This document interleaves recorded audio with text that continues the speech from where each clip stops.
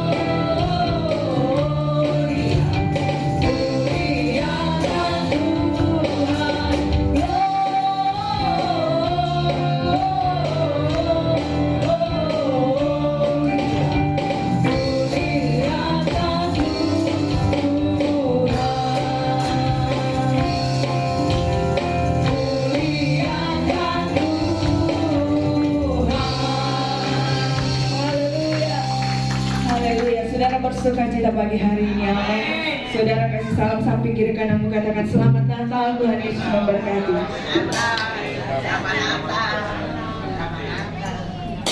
Haleluya. Mari kita tetap bersorak-sorai bagi Tuhan pagi hari ini, Bapak Ibu Saudara.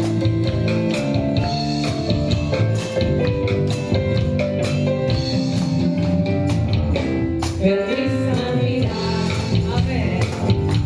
Feliz Navidad, feliz Navidad, prospero año y felicidad.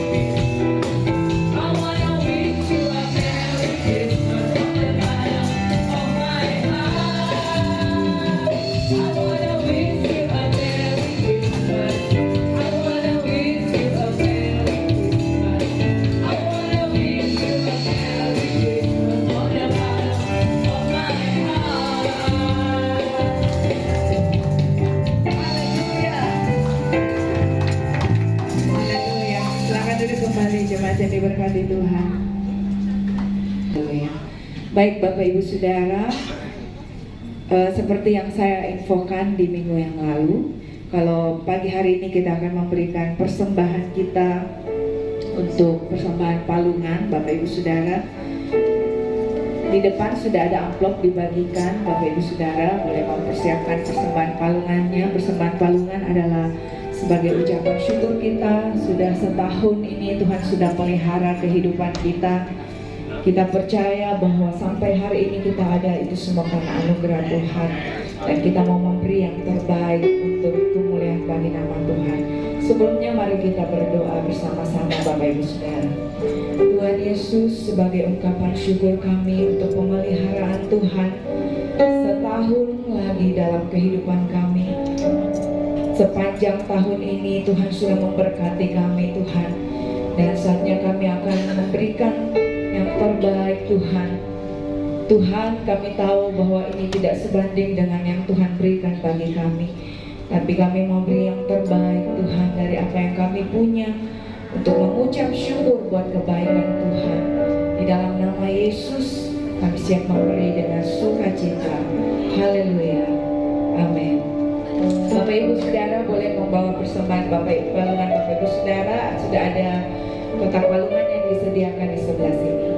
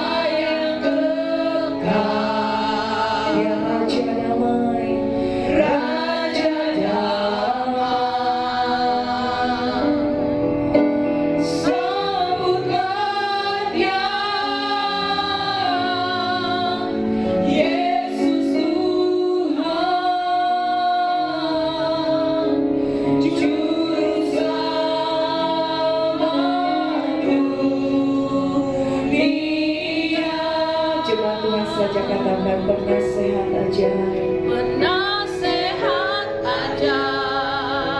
Terima kasih Tuhan. Allah yang perkasa. Engkau Bapa yang kekal. Bapa yang kekal. Raja damai. Mari sambutlah Dia. Sambutlah Dia. Yesus Tuhan, Juru Selamatku. Dia penasehat ajaib. Allah yang perkasa. Bapa yang kekal. Oh Raja damai. Raja damai. Sambutlah Dia.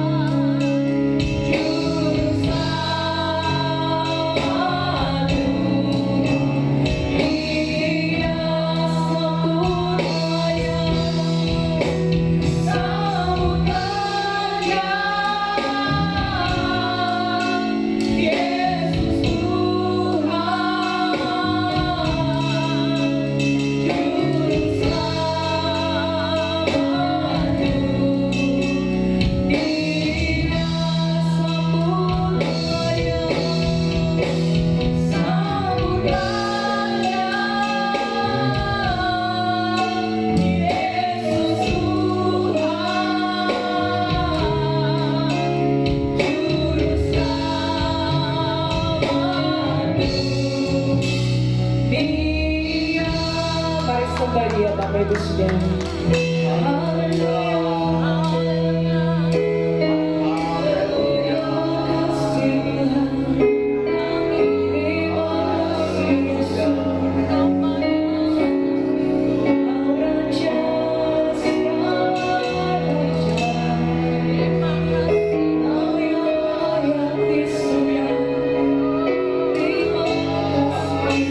Mari sembah Dia Raja di atas segala raja. Sembah Dia Tuhan yang berkuasa.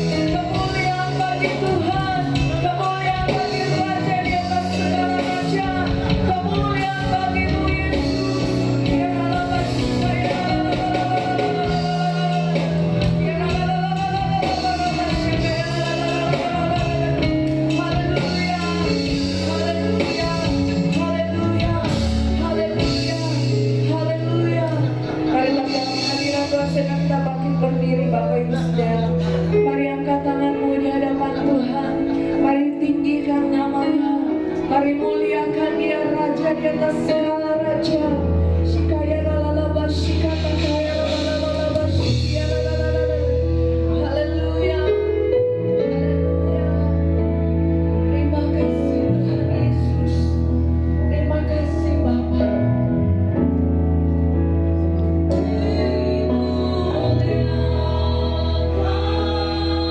Ditinggikan,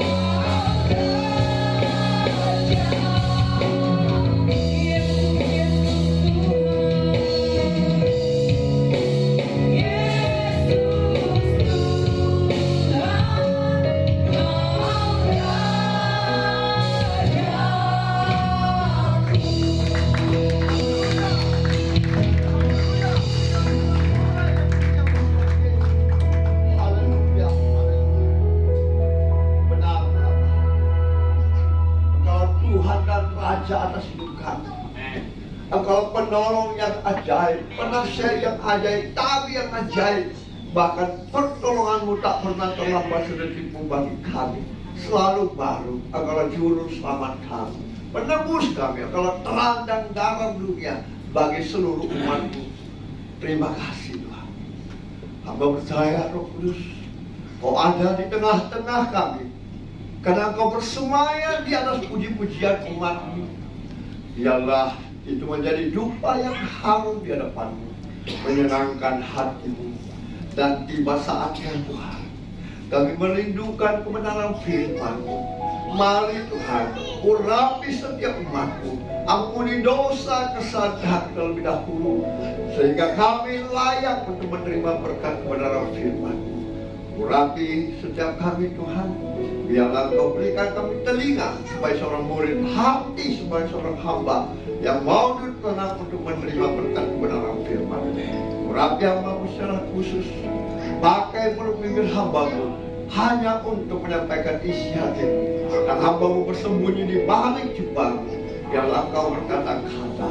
Dan hamba percaya benih firman yang keluar dari mulut bibir hamba-Mu tidak akan kembali sia-sia, tapi jatuh di tanah hati yang subur, bertumbuh, berakar, dan berbuah lebat untuk hormat kemudian hanya bagi nama Tuhan Yesus. Mari yang siap menerima berkat kebenaran firman Tuhan, sama-sama kita katakan. Berita kelahiran Yesus disampaikan terlebih dahulu kepada gembala-gembala domba. Ya. Tuhan datang menyampaikan bahwa ada kelahiran juru selamat hari. Lalu mereka gembala-gembala yang tidak mempunyai pendidikan, tidak mempunyai kemampuan kelebihan selain mengembalakan domba, meninggalkan domba-dombanya, lalu pergi ke Bethlehem melihat anak lahir di sana. Lalu ia kembali memberitakan kabar baik itu, kesukaan bagi seluruh dunia. Itu bagi gembala-gembala, karena anugerah, karena karunia Tuhan diberikan kepada gembala-gembala yang mungkin tidak mempunyai pendidikan dan kelebihan apa-apa selain mengembalakan domba. Nah, saudara yang dikasih Tuhan, kalau kita membaca, bukan saja gembala yang mencari juru selamat, tetapi orang-orang yang terpelajar, orang-orang yang banyak uangnya, mereka adalah orang-orang majus, ya kan? Mereka ahli-ahli bintang yang mau mencari Tuhan Yesus di tempat kelahirannya. Lewat bintang mereka dituntun untuk mendapati Yesus. Tetapi sebelumnya juga mereka harus melewati banyak orang, rintangan, tantangan.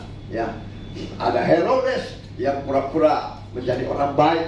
Kalau kamu bertemu dengan raja juru selamat itu, jangan lupa kembali menyampaikan kepada kami. Kami akan datang menyembah dia juga. Padahal itu sebatas mulutnya, tetapi hatinya berkehendak lain untuk membunuh raja di atas segala raja. Nah, itulah yang kita mau pelajari hari ini. Tema kita hari ini saya beri judul Teladan Orang Majus yang ahli bintang. Kita tahu dia bukan orang biasa, bukan orang sembarangan. Dia ahli bintang, ahli perbintangan. Tentu tingkat pendidikannya lebih tinggi, kekayaannya mungkin melebihi gembala-gembala itu. Tetapi dia juga mau mencari sang juru selamat itu. Nah, tema kita hari ini Teladan Orang Majus. Kita belajar dari Matius pasal 2 ayat 1 sampai 12. Matius pasal 2 ayat 1 sampai 12. Saya rindu kita semua membacakan dengan suara nyaring, tapi perlahan, dan hayati firman Tuhan itu, renungkan siang dan malam, karena itulah kehendak Tuhan. Sudah didapat? Matius pasal 2 ayat 1 sampai 12. Silahkan. 1, 2, 3.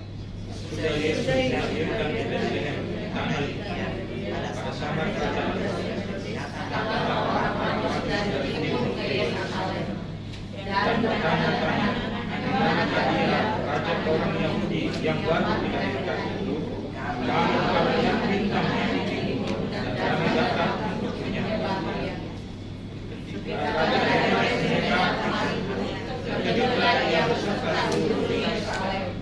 Maka berkata semua imam kepala dan ahli Taurat bangsa Yahudi, lalu diminta keterangan dari mereka di mana Mesias akan dilahirkan. Mereka berkata kepadanya, di Betlehem di tanah Yudea, karena demikianlah ada tertulis dalam kitab Nabi.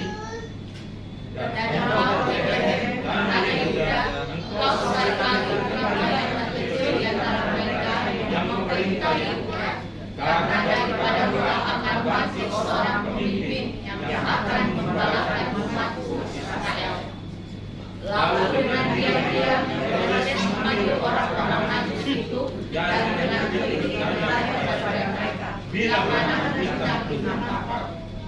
Kemudian ia menyuruh mereka ke Betlehem, katanya, pergilah dan selidikilah dengan seksama hal-hal mengenai anak itu, dan segera kamu menemukan dia, kabarkanlah kepadaku supaya aku datang menyembah dia.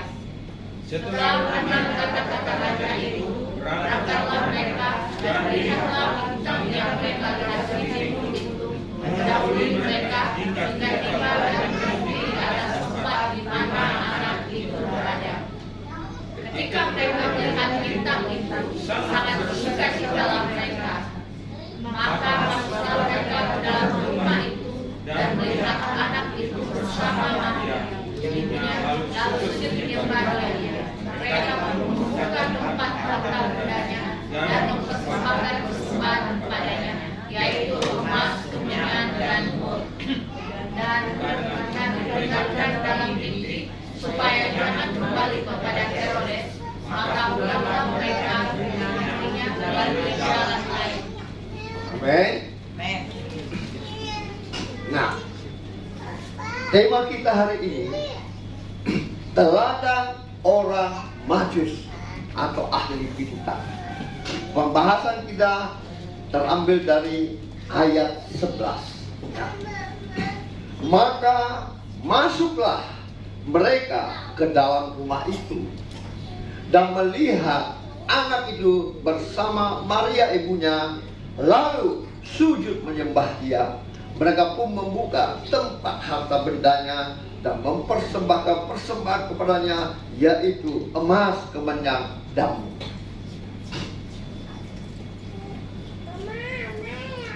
Kita mau belajar hari ini.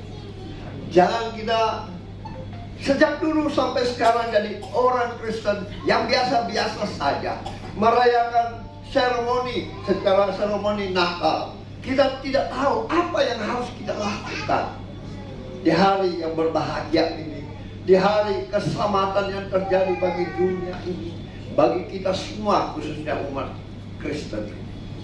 Ya. Apa yang orang Majus lakukan saat bertemu Yesus? Karena kita kadang beribadah, memuji, menyembah Tuhan, ya Allah kadarnya. Ya. Setelah itu kita lupa. Ya, nah. Bahkan kadang firman Tuhan disampaikan sebentar lupa. Ditanya apa yang harus kita lupa.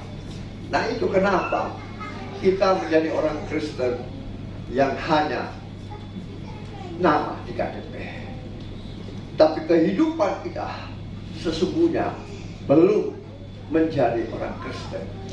Kita hari ini belajar daripada orang Majus itu, ahli perbintangan. Ya, saya pasti percaya dia pasti mempunyai kelebihan banyak, pendidikanlah, kekayaanlah yang tak terhitung. Ya. Dia lakukan apa? Karena dia tahu dia harus menyembah siapa, dia harus melakukan apa untuk juru selamat. Nah, apa yang orang Majus lakukan saat bertemu Yesus? Apa yang harus saudara dan saya lakukan saat kita beribadah? Saat kita mau bersekutu dengan Tuhan Yesus, apa yang harus kita lakukan? Ya. Kita belajar dari orang Majusi. Yang pertama, mereka sujud menyembah karena firman Tuhan. Mereka masuk bertemu, lalu mereka menyembah Dia. Ini yang pertama orang Majus lakukan saat bertemu Yesus Sang Juru Selamat. Mereka menyembah Dia. Mereka orang kaya, terpelajar, tapi mereka tahu siapa Yesus yang sesungguhnya. Oleh sebab itu mereka datang sujud menyembah Dia. Bersujud saudara, atau berlutut sambil membungkuk. Itulah yang dimaksud menyembah Dia. Ya. Mereka bersujud, berlutut sambil membungkukkan diri menyembah Yesus. Sikap yang harus kita lakukan saat datang ibadah seharusnya seperti orang Majus tersebut. Kita harus menyembah Tuhan dengan hormat, dengan segala ketulusan hati. Belajarlah dari orang Majus. Dia begitu bertemu Yesus, dia sujud menyembah. Sujud itu berlutut, membungkukkan badan, menyembah Yesus. Sikap yang harus kita lakukan saat datang ibadah seharusnya seperti orang Majus.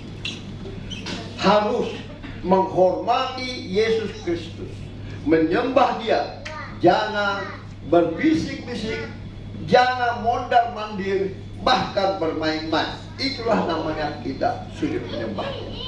Selagi kita fokus kepada Tuhan, kita fokus kepada Allah yang kita sembah, kita duduk, kita fokus kepada penyembahan, kepada pujian.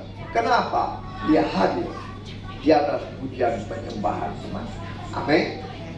Sehingga kita harusnya belajar dari orang Majus itu. Jangan berbisik-bisik, jangan mondar-mandir, bahkan buat sesuatu. Itu namanya kita tidak menghormati Yesus.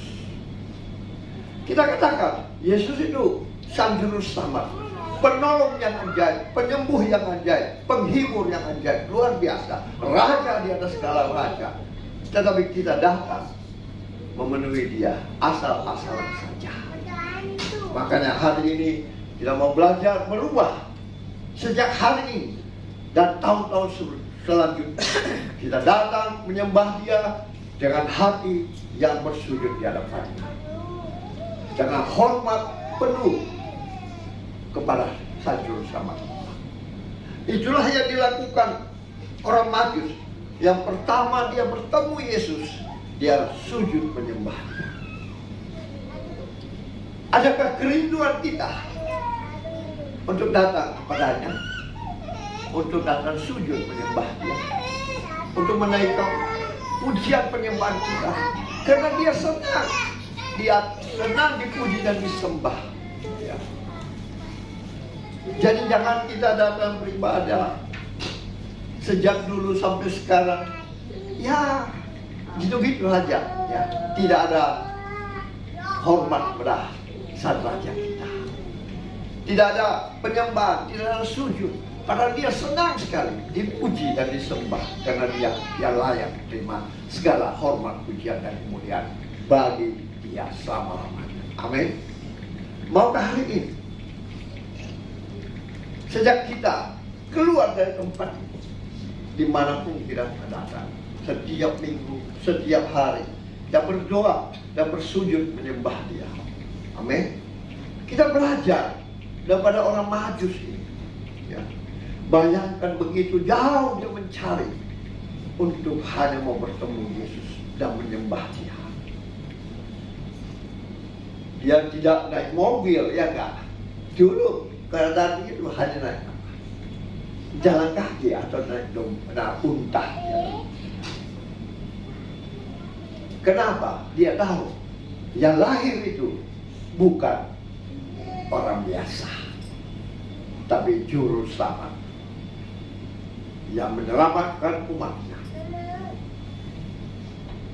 Itulah yang dilakukan orang Majus saat bertemu, saat mau melihat Yesus. Nah, begitulah sekiranya kita harus berubah. Waktu datang beribadah, waktu pagi, siang, malam, kita harus sujud menyembah Tuhan. Ya. Menaikkan pujian penyembahan kita kepada Dia. Sebab Dialah yang raja di atas segala raja, yang layak untuk menerima pujian penyembahan itu. Kenapa? Dia hadir di atas pujian penyembahan saudara. Selanjutnya, saat Dia hadir, apakah Dia membiarkan dirinya duduk-duduk saja atau apa? Dia memperhatikan setiap umatnya. Ya. Apa yang kita perbuat, Dia tahu. Apakah kita menganggap Dia sebagai juru selamat, Tuhan dan Raja atas hidup kita, atau kita kurang menghormati Dia? Dia pasti tahu. Dia pasti tahu dan percaya Dia ada di tengah-tengah kita. Begitu saudara memuji menyembah Dia dalam roh dan kebenaran, Dia hadir dalam tahta. Dia amin. Belajarlah di akhir tahun 2024 ini. Mulailah kita berubah saat kita datang beribadah, saat kita datang menemui Dia. Belajarlah untuk sujud, berlutut, dalam arti kita membukukan tubuh menyembah Dia, ya. Karena Dia yang layak disembah.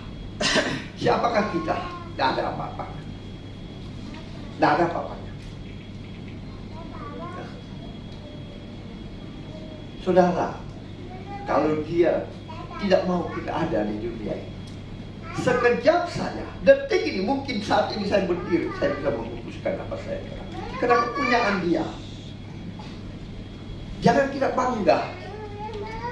Mungkin kita lebih dari gembala, seperti gembala domba itu. Mungkin kita seperti orang Majus yang punya pendidikan yang tinggi, yang punya kelebihan keuangan yang luar biasa. Kita menganggap Yesus itu sepele.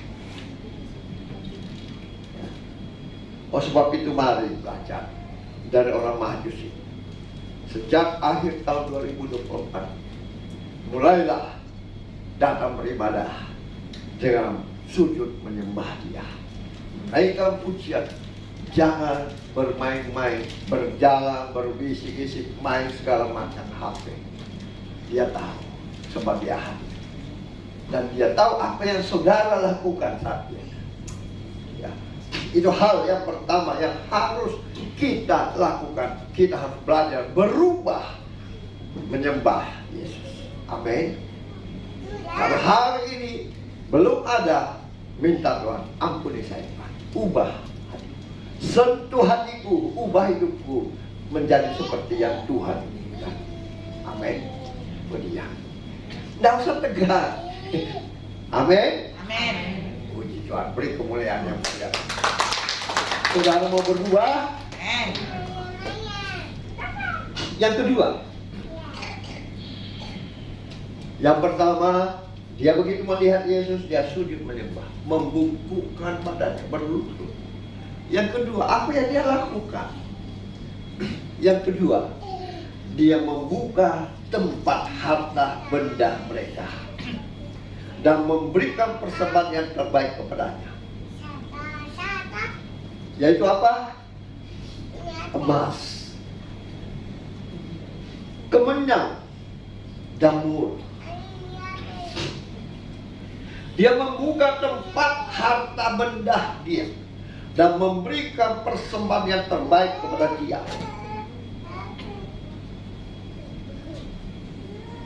Inilah yang Tuhan Yesus mau. Kita memberikan persembahan yang terbaik bagi Dia.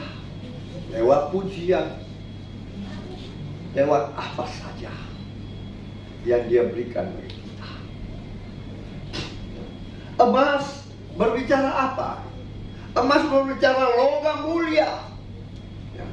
Berbicara kemurnian hati, memberikan persembahan, bukan memberikan yang terpaksa, akan mengembalikan milik Tuhan dengan terpaksa. Bukan itu yang Tuhan inginkan. Tuhan bilang, tidak ada artinya apa-apa kamu pun memberikan ke saya. Saya yang punya segala-galanya. Tapi dia mau tahu, saudara punya hati yang murni seperti emas. Amin. Saudara memberikan persembahan, milikilah hati yang murni, berikanlah dengan kemurnian hati, jangan dengan terpaksa. Mengembalikan milik Tuhan, berikanlah dengan murni apa yang Tuhan punya. Itulah yang Tuhan mau bagi kita, ya. Buka tempat harta benda kita dan berikanlah emas seperti orang Majus. Emas itu berbicara apa? Berbicara logam mulia. Saudara mau beli emas, mau beli emas palsu atau emas murni? Saya tanya saudara, suka emas palsu atau emas murni? Murni kan? Beli bensin saja, nggak mau beli bensin campur kan? Mogok nanti di jalan. Nah itulah yang Tuhan mau. Kita belajar dari orang Majus, ya, bahwa setelah dia sujud menyembah, dia tidak hanya melakukan itu, tetapi dia membuka harta benda mereka, dan dia memberikan emas, memberikan terbaik yang murni di hadapan Tuhan, tidak dengan terpaksa, ya. Itulah yang orang Majus lakukan, menyenangkan hati Tuhan, ya. Mengembalikan persepuluhan, memberikan persembahan, memberikan semua harus dengan kemurnian hati, bukan dengan keterpaksaan. Itu yang Tuhan mau, karena Dia yang punya segala-galanya. Dia tidak memandang kau berapa harta yang kau berikan, berapa persepuluhan yang kau berikan, kecil bagi Dia. Dia tidak ada arti apa-apa bagi saya, karena Dia yang punya. Dia berfirman maka semuanya jadi. Dia hanya mau melihat hati umatnya, apakah memberi dengan hati yang murni atau berpikir-pikir bukan dengan kemurnian. Tuhan mau umatnya memberikan dengan hati yang murni, baik itu persembahan, baik itu persepuluhan, dikembalikan dengan hati murni di hadapan Tuhan. Itulah yang Tuhan inginkan. Kita harus memiliki seperti orang Majus yang akan dilakukan, bukan dengan terpaksa, bukan dengan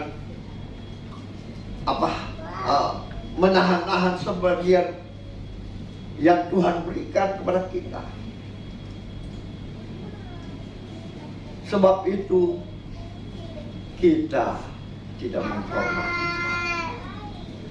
Berikanlah emas, memberikan dengan kemurnian hati, bukan dengan terpaksa.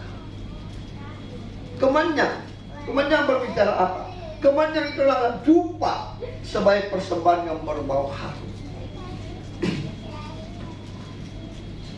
Sudah dia berikan emas dan hati kemurnian, dia memberikan kemenyan. Kemenyan itu kenapa? Menjadi dupa yang harum. Bukan saja murni, tetapi harum. Saya teringat saudara, waktu berapa puluh tahun lalu saya masih hidup dalam pekerjaan-pekerjaan lain, alias puasa-puasa lain.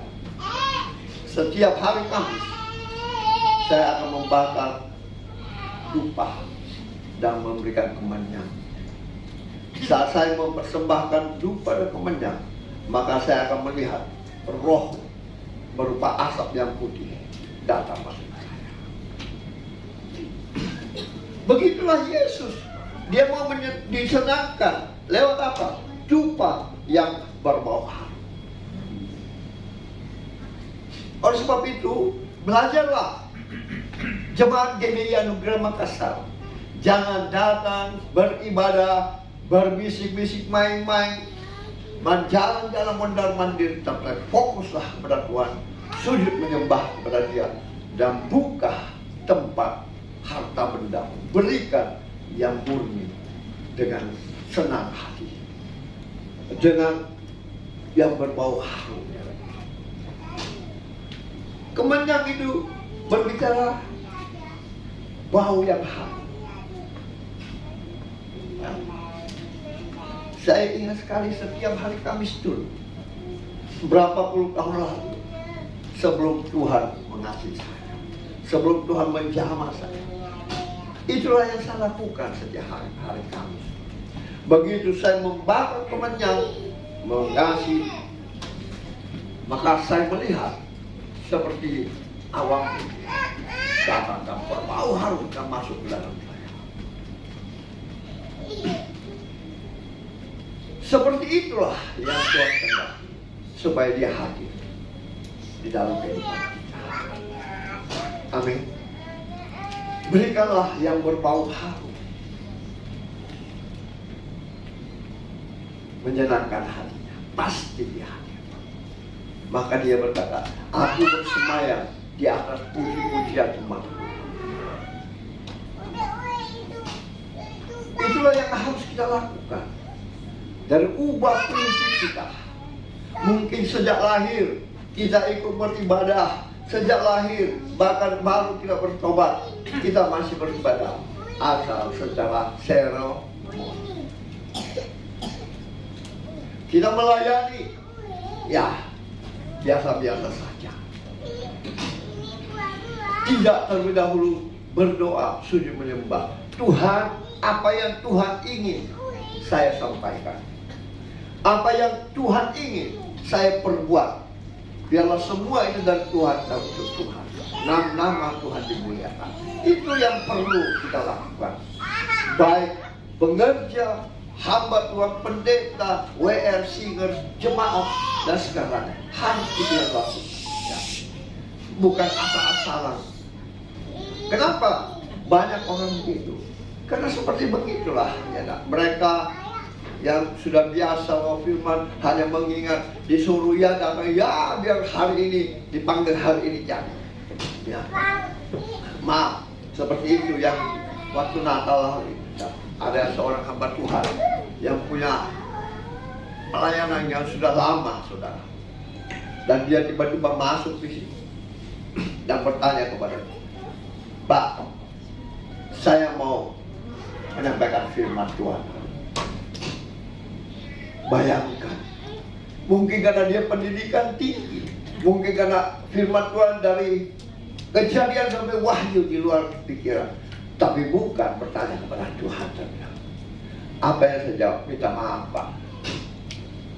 Nanti kalau Bapak mau, saya jadwal.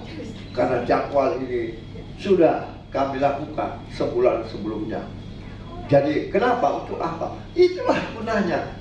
Setiap pembicara jangan lupa sujud kepada Tuhan, berdoa kepada Tuhan, minta suaranya Tuhan.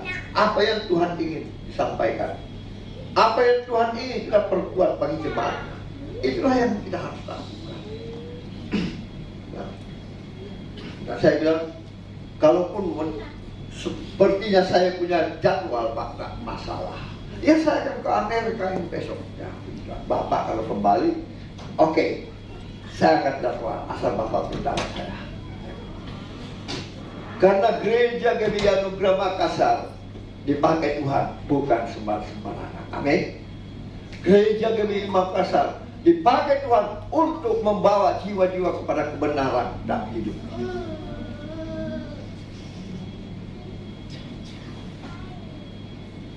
Jadi jangan kita melayani asal melayani.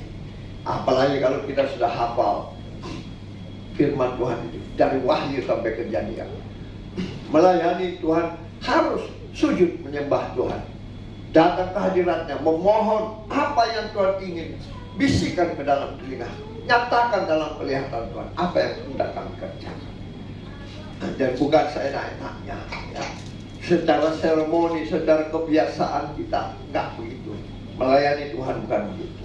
Amin. Ya. Harus yang berbau harum di hadapannya. Itulah persembahan yang dia terima. Ya. Kemurnian hati kita, bau yang harum di hadapannya. Dan mur itu adalah damar yang harum baunya, dipakai untuk persembahan. Kita kembali ke Matius 2 ayat 11, yaitu emas, kemenyan, dan mur dia persembahkan. Jadi mur itu adalah damar. Saudara tahu damar? Saya juga pakai itu waktu dulu hari Kamis. Dia udah dibakar alang, ya. Udah dikasih kemenyannya itu harus dipakai mur, damar. Damar itu besarnya kadang besar, saya beli mungkin 1 kilo, ya saya tumbuk-tumbuk pecah-pecah, itulah yang harus dan mengeluarkan asap. Itu dipakai untuk persembahan. Mur juga dipakai apa? Untuk penguburan jenazah, termasuk untuk Yesus. Makanya saya juga pernah jadi pelayan Tuhan di gereja Katolik, saudara. Saya dulu masih kecil, tahun 62 saya dibaptis, dipermandikan. Saya menjadi pelayan misa selama berapa tahun. Dan pada hari Kamis putih biasa, ya enggak, kita bawa dupa di atas kayu salib Yesus. Itulah persembahan, ya. Itulah yang dipersembahkan kepada Tuhan. Jadi saya lama juga melayani pelayan misa di gereja Katolik. Saya tahu karena saya pernah melakukan itu. Ya. Jadi damar yang harum yang dimasukkan baru dipakai untuk penguburan jenazah Yesus. Kita baca Yohanes 19 ayat 39. Yohanes pasal 19 ayat 39.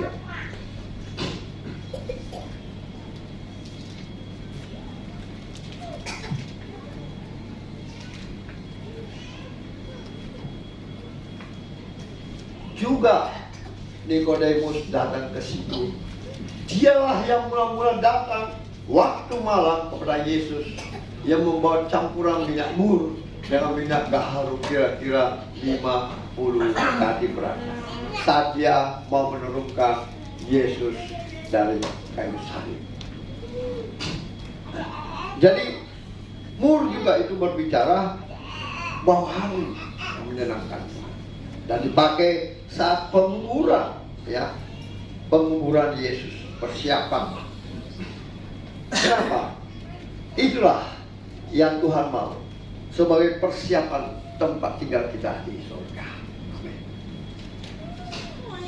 Sebagai persiapan tempat kita di surga, ya. Itu yang Tuhan mau. Kenapa? Biasa kita ini tidak mau memberikan yang murni, tidak mau memberikan yang terharu, terbaik bagi Tuhan. Kenapa? Kita selalu berpikir, ini kan hasil kerja saya, hasil keringat saya, hasil usaha saya.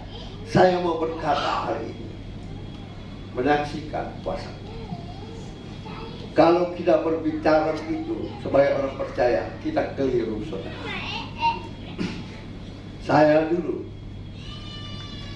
tahu pertandingan bola di Amerika, dimanapun di dunia, saya tahu skornya berapa. Saya tahu siapa yang menang, nomor orang berapa itu dulu, lotto apa ya. Saya tahu nomornya, saudara. Kalau tidak percaya tanya istri saya. Kalau sudah malam hampir habis, mulai diputar lotto itu, saya pergi dengan ibu di jalan Irian Sudut itu atau jalan Lembek. Saya borok semua itu kupon-kuponnya. Jangan jual ya. Saya ambil mulai dari angka 2, 3, 4. Ya, bola juga. Saya tahu. Tanya orang dari Sulawesi, dia bilang kau setan. Skornya pun saya tahu. Banyak uang saya waktu itu. Tahun 70-an. Kurang lebih 270 juta, saudara. Bayangkan. Itu ruko di Wahid Hasim itu yang ke pasar, itu cuma 6.600.000. Yang di Jalan Irian itu 16.600.000. Berapa banyak saya bisa beli ruko itu? Berapa banyak itu? Nah, wahai hasil saya beli 10 unit di Jalan Iran di Sejahtera itu tidak habis buat saya masih ada. Tapi itulah Tuhan tidak mau. Jadi jangan kira kita banyak uang, tidak sombong. Ya. Belajar dari orang Majusi. Akhirnya saya harus jatuh menderita di tahun 86. Penderitaan saya luar biasa. Seperti saya sebagai seorang tukang beca yang harus menggayu beca dan mencari penumpang karena saya harus menghidupi anak saya 5, studi mereka, kuliah mereka, sekolah mereka. Tapi itulah Tuhan. Di saat akhir tahun 20 dia datang pada saya. Apakah engkau mau melakukan segala perintah? Saya bilang, iya Tuhan, segala titah akan kulakukan. Apa saja Tuhan perintahkan akan kulakukan. Tapi Tuhan tahu saya tidak mempunyai apa-apa, Tuhan. Tuhan berikan saya 200 juta sebagai lumbung untuk melayani Tuhan tanpa punya motivasi yang lain. Tuhan bilang, carilah kerajaanku dan kebenaranku, maka semuanya akan kutambahkan kepada apa saja yang kau minta akan kuberikan. Dan itu luar biasa, ya. Oleh sebab itu jangan kita kikir. Berikanlah persembahan yang berbau harum, yang murni. Bahkan waktu itu saya bertanya tentang kesepuluhan. Dia jawab, tanyakanlah kepada mereka apakah mereka melakukan persepuluhan dengan benar apa tidak. Dan saya ditantang waktu itu sama majelis. Lalu Ibu Gembala berkata, manggil semua hadir. Berbicara masalah persepuluhan bukan setan, karena persepuluhan itu milik Tuhan. Jadi Pak Pras tidak salah. Inilah yang saya mau ungkapkan, apa yang saya alami. Seperti firman Tuhan berkata, mari kita baca di dalam Matius 6 ayat 19 sampai 21. Matius pasal 6 ayat 19 sampai 21. Matius 6 ayat 19 sampai 21. Saya rindu setiap kita membaca. 1, 2, 3. Janganlah kamu mengumpulkan harta di bumi mengenat dan karat merusakannya, dan mencuri membongkar serta mencurinya. Tetapi kumpulkanlah bagimu harta di surga mengenat dan karat tidak merusaknya, dan pencuri tidak membongkar serta mencurinya. Karena di mana hartamu berada, di situ juga hatimu berada. Kadang kita seperti itu, saudara. Ya atau tidak? Ya. Di mana harta kita berada, di situ hati kita berada. Kita belajar seperti orang Majusi. Dan kesaksian saya tadi, habis sekejap saja uang yang saya peroleh dari kuasa-kuasa Tuhan. Saya harus menderita utang kekal, minta pinjam kekal. Bayangkan, pedihnya kalau orang yang saya sudah bantu saya minta pinjam ditolak. Bayangkan, itulah penderitaan. Karena apa? Harta di bumi ini ngengat, karatan, pencuri. Tapi kumpulkanlah harta di surga. Lewat apa? Lewat kemurnian hati. Saat engkau memberi, mengembalikan diri. Itu janji-janji firman Tuhan. Ujilah aku, apakah aku tidak membukakan kau pintu-pintu berkat Tuhan bercurah. Tapi kadang kita seperti ini. Kan saya mencari, saya berusaha. Siapa yang berusaha? Anda tidak perlu berdoa atau Anda berusaha sendiri? Ingat, nafas kita saja, Tuhan yang. Jadi jangan seperti ini, ya. Dia ingatkan kita, di mana hartamu berada, di situ juga hatimu berada. Ini namanya orang pelit. Orang mau hidup di dunia ini, ya. Padahal kehidupan kita, Dia datang sebagai juru selamat kita. Untuk apa? Kita hidup kekal selama-lamanya. Amin. Kita harus membangun rumah kita di surga. Dengan apa? Sujud menyembah kepada Dia, memberikan persembahan yang berbau harum, yang murni, bahkan yang menyenangkan hati. Itulah ungkapan kita, itulah persembahan kita, itulah milik kita. Kita membangun harta di surga. Karena di bumi ngengat, tidak akan hilang. Pencuri banyak, kenapa? Tapi kalau kita menyimpan harta kita di surga, itulah yang Tuhan inginkan bagi kita. Makanya Dia datang sebagai juru selamat kita, juru selamat umat manusia. Dia pakai gembala untuk apa? Menuntun kepada rumput yang hijau, kepada air yang tenang. Itulah tujuan gembala. Nah, belum lagi saudara, kadang apa? Orang-orang Tionghoa, khususnya orang Buddha, ya, membakar apa? Rumah-rumah kertas, mobil-mobilan dan uang-uang kertas. Kalau ada keluarganya meninggal, orang tuanya meninggal, Pak. Betul nggak? Saya juga lakukan dulu waktu nenek saya meninggal. Tapi setelah bapak saya sudah tidak percaya Tuhan. Nenek saya meninggal, saya harus menjaga sampai 7 hari dan terakhir membakarkan rumah-rumah, mobil-mobil dan uang-uang kertas. Kenapa itu? Itu supaya persediaan rumah di surga bagi dia. Tapi itu sangat keliru, saudara. Ya. Bahkan bukan saja orang-orang Tionghoa, ya nak, orang Toraja, ya nak. Kalau ada kematian, upacara kematian, apa namanya itu? Memotong babi, memotong tedong bogang, kerbau belang yang sangat mahal harganya. Betul nggak? Bukan main. Berapa harganya itu tedong bogang itu? Nah, saya pernah waktu baru bertobat itu, saya disuruh ikut KKR di Toraja, saudara. Saya sudah ingatkan mereka, hati-hati, jangan ke tempat itu ya.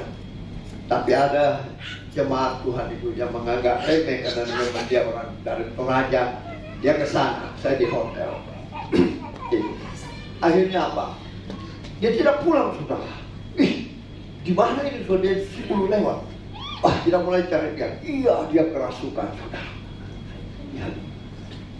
Waktu itu saya masih kurang waspada karena baru bertobatnya tahun 2001 awal. Lalu saya bawa dia kembali dan doakan dia. Begitu saya doakan dia mengamuk, saudara. Kayak kerbau, dia kasih begini. Tidak kena, saudara, tapi saya punya tulang di sini. Sakitnya mengemai. Hampir 3 bulan saya bawa dengan berdoa dan berdoa minta ampun Tuhan. Tuhan, ajar saya. Makanya kita harus hati-hati. Ya, saat-saat begitu ada bukan Tuhan yang datang, tapi hantu yang datang. Ya. Mempersembahkan korban tedong boga pada mayat, ya, mempersembahkan rumah-rumah, mobil-mobilan, uang-uang dibakar. Hati-hati. Ya. Akhirnya semakin dekat dengan Tuhan, saya tanya, apa yang harus saya lakukan Tuhan? Kalau ada yang begini-begini, ya makanya dia bilang, ikatlah mereka terlebih dahulu, ya, supaya mereka tidak berdaya. Ikat dalam nama Yesus dan perintahkan dia duduk, dia keluar dari tubuh jiwa roh anak saudara. Itulah yang Tuhan ajarkan saya. Ya. Makanya saya selalu meminta Tuhan perlengkapiku dengan pedang roh, ketopong, kunci kerajaan surga, sehingga apa yang kulakukan itu akan terlihat di surga. Itulah yang kita harus lakukan. Jadi jangan kita melakukan hal-hal yang di luar kehendak Tuhan. Yang Tuhan mau kita mencontoh orang Majus. Kita datang sujud menyembah Dia. Kita membuka harta benda kita, memberikan yang terbaik, yang murni bagi Tuhan. Hati kita, persembahan kita, hidup kita, bahkan memberikan yang berbau harum di hadapan Tuhan. Ya.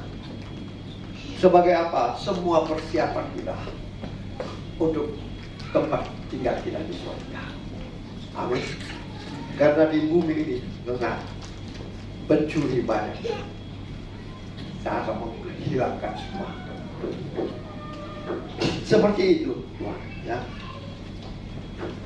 Bukan sampai di sana saja, saudara. Kalau kita sudah melakukan yang terbaik untuk Tuhan, saudara tahu apa kata firman Tuhan di dalam Matius 2 ayat 12. Coba kita buka. Matius pasal 2 ayat 12. Saya rindu kita membaca dengan suaranya perlahan dan menghayati. 1, 2, 3. Dan karena diperingatkan dalam mimpi, maka pulanglah mereka ke negerinya menuju ke jalan lain. Itulah penyertaan Tuhan. Tuhan memperingatkan kita, membisikkan ke dalam telinga kita, mungkin ada bahaya-bahaya atau ada perlindungan Tuhan menyertai orang-orang yang selalu datang menghormati Dia, menyembah Dia, memberikan yang berbau harum Tuhan, menyenangkan hati Tuhan dengan kemurnian hati. Ada perlindungan Tuhan, ada kuasa Tuhan, ada roh Tuhan dalam kehidupan mereka. Seperti janji Tuhan, jikalau engkau mengasihi aku akan meminta Bapa untuk memberikan engkau seorang penolong, roh kebenaran yang menuntun engkau, yang mengingatkan engkau, yang menolong engkau, yang menghibur engkau, yaitu Roh Kudus. Amin. Oleh sebab itu, jangan kita macam-macam berharap tentang Roh Kudus, tapi lakukanlah itu. Datanglah sujud menyembah kepada Tuhan, memegang dan melakukan perintah Tuhan. Itulah orang yang mengasihi Tuhan. Kalau kita sudah mengasihi Tuhan, maka Dia akan memberikan kita penolong yang mengingatkan kita, yang memberitahu kepada orang Majus ini, jangan kembali lewat tadi, karena Herodes itu maksudnya bukan baik tapi jahat. Itulah kehidupan kita. Ya, saya mau bersaksi sebelum menutup firman Tuhan ini. Tadi saya mau ke sini, saudara. Ya, sebelumnya saya sudah berdoa, saya percaya Tuhan akan menghalau hujan dan membuat badai laut di laut bebas, ya, yang tanpa penghuni. Karena anak-anak banyak sekali, harus saya jemput satu persatu. Dan tibalah terakhir di anak saya, yang dua anaknya mau datang beribadah. Nah, jalanan kan berseberangan, sudah dibatasi oleh tanggul itu, ya. Jadi saya dari atas dulu mau menuju Petarani, dia di Sultan Sanusi. Ada pembatas jalanan yang dibuat sekira-kira tingginya begini, saudara. Dari yang mau ke Makassar dengan yang mau ke daerah. Karena saya turun menjemput dia, tersangkut kaki saya, saudara. Tinggi begini. Dan ada orang tua yang melihat saya jatuh. Apa yang terjadi? Itulah perlindungan Tuhan. Tidak pernah membiarkan kita jatuh sampai tergeletak. Tangannya menopang dan mengangkat. Luka, iya luka, tapi terpeleset. Yang saya takutkan apa? Kacamata saya hampir pecah lagi. Tapi Tuhan menopang saya. Bahayanya lagi, mobil, saudara, jangan poros. Tapi itulah perlindungan Tuhan. Nah, makanya seperti orang Majus, kita belajar. Tuhan akan memperingatkan kita, Tuhan melindungi kita, Tuhan menyertai kita. Ya, mungkin ibu tadi kaget, mungkin saya tidak bisa bawa firman, tidak bisa, tapi Tuhan itu baik. Tadi Pak David saya kasih lihat dia legend, padahal saya pikir terseret di aspal, saudara. Jalan raya poros lagi. Kalau tidak mobil pasti gila saya. Nah, sudah saya ada hadapan Tuhan. Tapi itulah Tuhan menyertai. Kenapa? Saat kita mau pelayanan, saudara, hati-hati, berdoa. Setan tidak suka. Ya. Setan menghalangi kita untuk datang beribadah. Setan menghalangi kita untuk datang sujud menyembah. Tapi Tuhan sudah berkata, aku menyertai kamu sampai kepada kesudahan, dan tidak seutas rambutmu akan jatuh tanpa seizin aku. Aku sudah menghitung jumlahnya, bahkan anak cucumu diberkati, tidak menjadi pemimpin. Belajarlah saudara sekalian. Mari kita renungkan kehidupan kita, pelayanan kita selama ini. Apakah kita datang beribadah secara seremoni, mau datang, tidak datang, tidak, ya, memberikan terbaik untuk Tuhan, saat memuji menyembah Tuhan, kita mondar mandir, kita tidak dengan hati yang terbuka untuk Tuhan, kita tidak berani mengangkat tangan. Padahal saudara, saya mau kasih tahu, mengangkat tangan itu di hadapan Tuhan itu sebagai tanda kita tidak mampu, dan Tuhan akan menurunkan tangannya untuk membantu. Saudara, kalau baca Musa berperang saat orang melawan orang Filistin. Saat Musa turun tangan, maka mengalami kekalahan Yosua. Tapi saat Tuhan mengangkat tangan, Tuhan turun tangan, kemenangan demi kemenangan terjadi bagi Yosua. Itulah saudara, jangan sepele. Tidak menganggap basa-basi orang mengangkat tangan. Basa-basi tidak, saudara. Saat itulah Tuhan turun tangan menolong kita. Amin. Belajarlah datang menyembah Tuhan dengan hati yang murni, berbau harum di hadapannya. Maka perlindungan Tuhan itu akan nyata dalam kehidupan saudara. Berkat-berkat Tuhan menyertai saudaraku yang dikasih Tuhan di awal tahun ini sampai tahun-tahun berikutnya. Tuhan Yesus memberkati. Terima kasih juga untuk kehadiran Bapak Ibu Saudara pagi siang hari ini. Tuhan Yesus memberkati. Yang baru pertama kali bergabung bersama-sama kami beribadah, selamat datang, selamat beribadah. Tuhan Yesus memberkati. Selamat datang. Kasih salam samping kiri kananmu, katakan selamat Natal, selamat Natal, damai sejahtera menyertai engkau. Haleluya.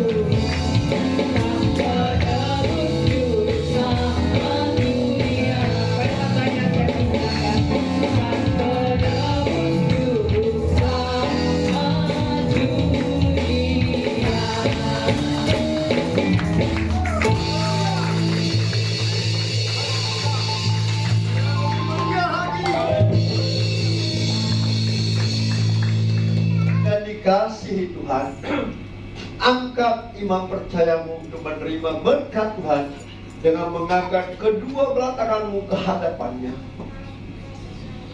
Diberkatilah engkau di kota, diberkatilah engkau di ladang, diberkatilah buah kandunganmu, diberkatilah tempat adonanmu, diberkatilah keluar masukmu, dibiarkan masuk musuhmu maju berperang melawan kau, terpukul kalah olehnya. Dan apa yang sedang kau kerjakan, apa yang sedang usahakan, Tuhan berkati sehingga kau semakin naik dan tidak pernah turun. Akan menjadi kepala dan bukan menjadi ekor. Mulai pagi siang hari ini sampai Maranatha, Tuhan Yesus datang menjemput setiap kita. Yang percaya diberkati Tuhan, dilindungi, disertai, dan dipelihara Tuhan. Sama-sama kita katakan, amin.